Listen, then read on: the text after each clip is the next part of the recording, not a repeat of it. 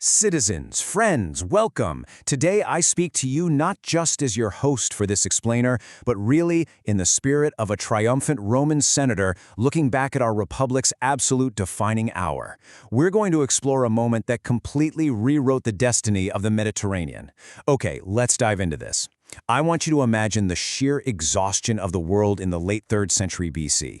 I mean, for 23 grueling years, the First Punic War has just raged on.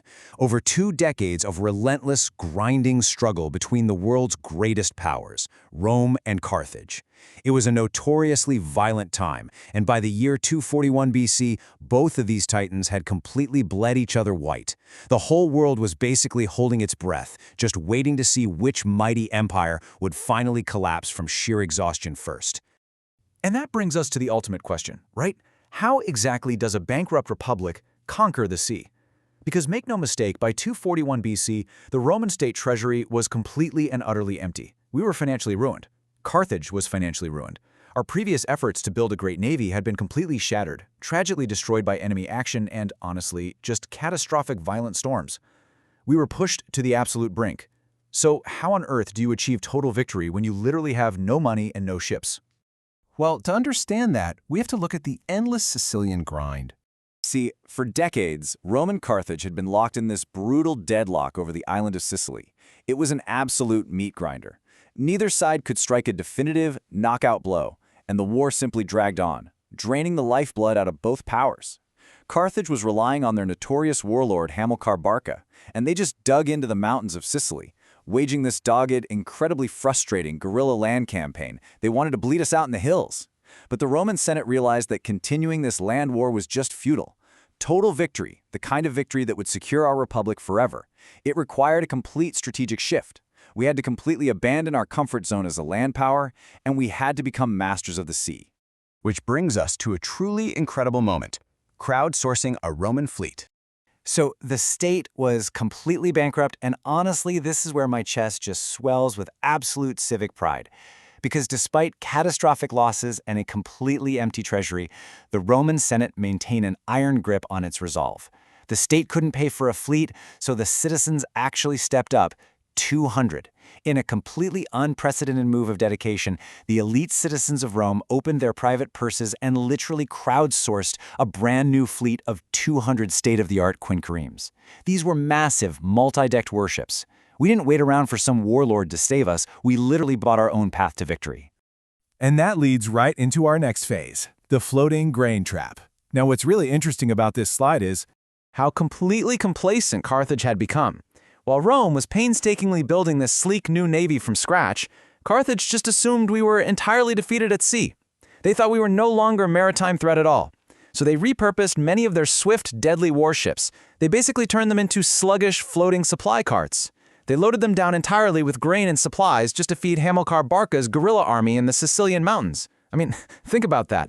They took their greatest military asset, their legendary navy, and turned it into a massive tactical weakness. Which perfectly sets the stage for ramming to victory. That fatal error by Carthage changed everything. On the morning of March 10, 241 BC, our newly crowdsourced fleet, commanded by Gaius Lutatius Catulus, appeared off the western coast of Sicily to blockade the last Carthaginian strongholds. Well, Carthage panicked. They hastily mustered this overburdened relief fleet to try and break our blockade. But Catulus, he made several brilliant tactical choices. First, he spent the winter relentlessly drilling his crews, turning landlubbers into expert seamen.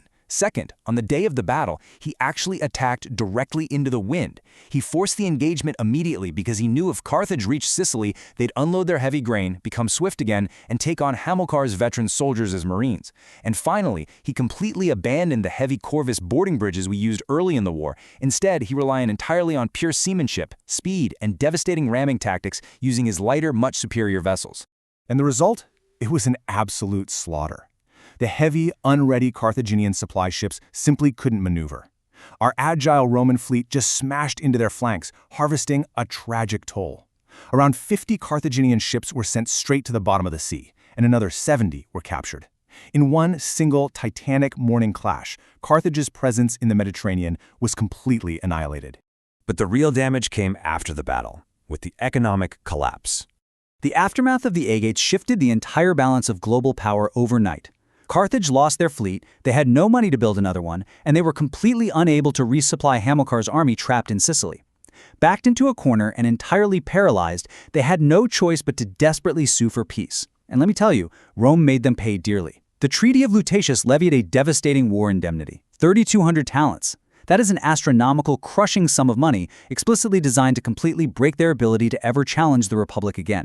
To truly grasp the severity of this economic collapse, think of the Carthaginian economy like an hourglass that has been entirely drained of its sand. There was simply nothing left flowing. Or picture a magnificent merchant ship that's been captured, and now it's being forced to pay exorbitant ransoms to its own pirates, slowly stripping the hull bare just to stay afloat. This heavy indemnity completely, absolutely crippled Carthage financially. And this brilliantly illustrates the cascading consequences of that crushing economic weight, because it was immediate. Carthage was forced to completely evacuate Sicily. But even worse for them, because their economy was utterly drained, they literally couldn't afford to pay their own returning soldiers. This directly ignited a brutal, bloody internal conflict known as the Mercenary War, which weakened the Carthaginian state for decades. And as we know, in the ashes of that humiliation, a deep hatred was forged, a hatred that directly fueled the rise of Hamilcar's son, the legendary warlord, Hannibal, setting the exact stage for the next great global conflict. But for us, it meant something else entirely, a new Roman lake. For Rome, this was our arrival on the world stage as a true maritime juggernaut. We secured Sicily as the Republic's very first overseas province. We shifted permanently from just a localized land power to a massive world-building empire.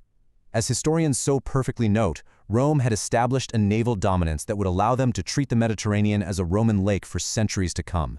Through pure grit, unprecedented civic sacrifice, and absolute tactical brilliance, a bankrupt republic had seized the very waters of the world. Which leaves us with a pretty profound thought to ponder today. The First Punic War tested both of these empires to their absolute breaking point. But the responses?